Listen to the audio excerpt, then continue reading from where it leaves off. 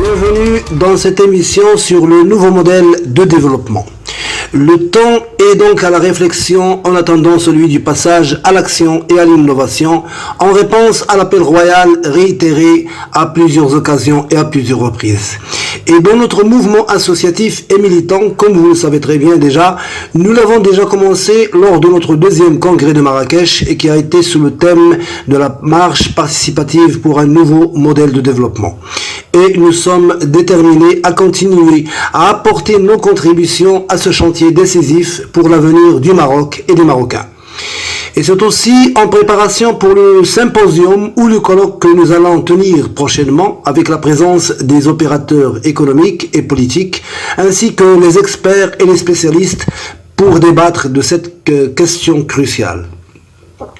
Et ce projet de développement à réaliser, ou plutôt à recréer, ne sortira bien évidemment pas du vide, car il repose déjà sur des réalisations solides, sur des réformes royales accumulées, sur des chantiers et des infrastructures de 20 années d'un travail ingénieux, des exploits aptes à projeter le Maroc sur la voie des pays émergents.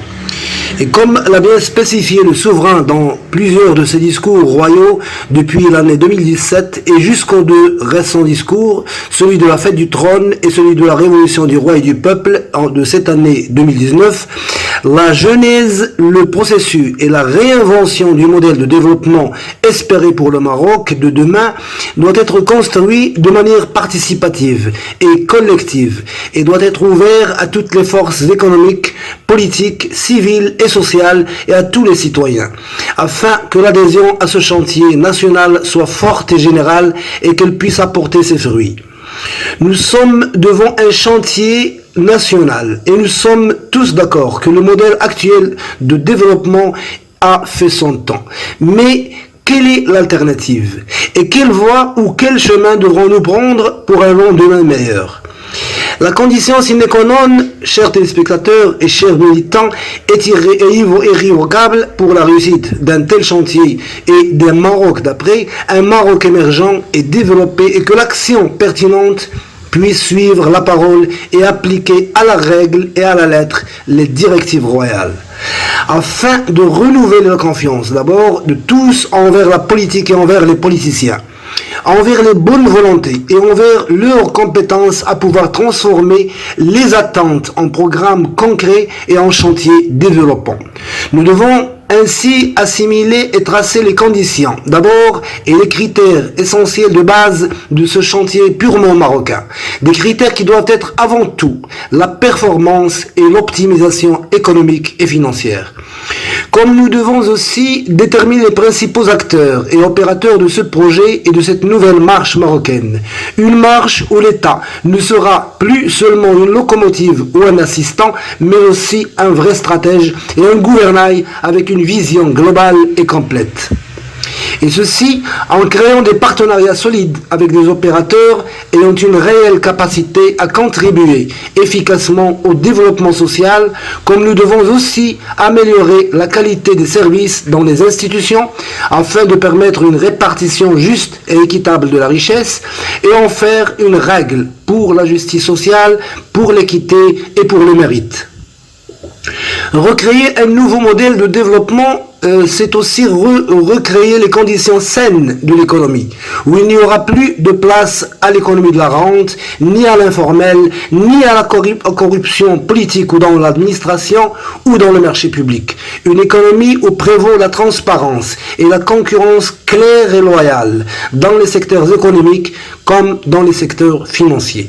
Réinventer ce nouveau modèle, c'est aussi intégrer l'économie numérique, l'économie du savoir et la nouvelle révolution mondiale de l'intelligence, en connivence avec l'économie verte qui sont actuellement à l'échelle planétaire une issue pour l'épanouissement et la prospérité humaine comme pour l'équilibre environnemental.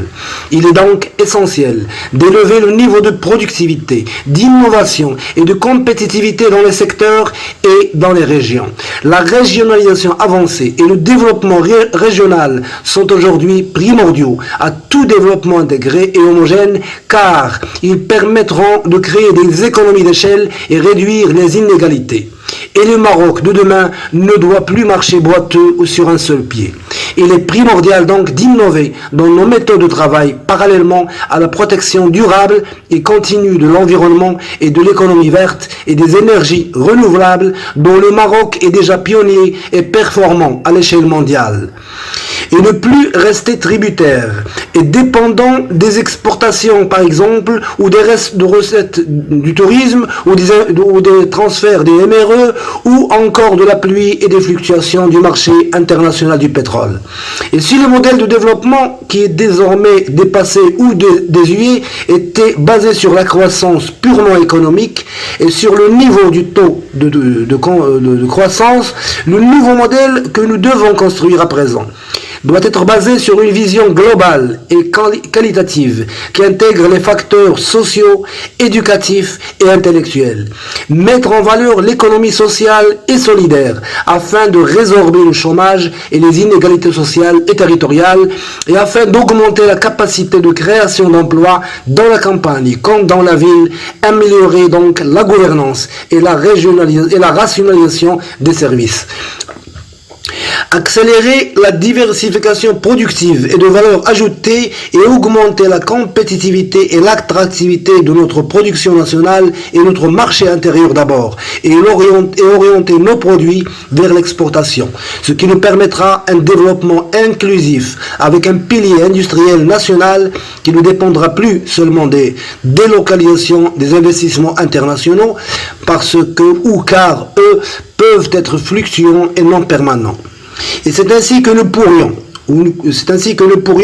aussi augmenter la rentabilité des investissements et créer plus d'emplois, ce qui permettra à l'économie marocaine d'atteindre ses équilibres financiers, améliorer sa balance commerciale et résorber ses endettements. Comme nous pourrons aussi intégrer fortement les marchés extérieurs et les alliances des pays émergents.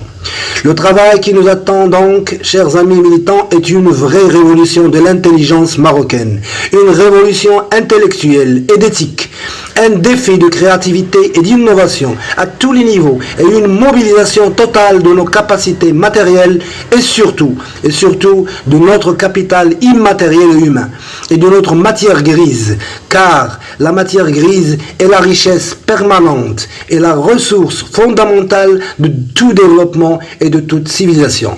Je vous remercie pour votre attention et à la prochaine émission. Merci et à bientôt.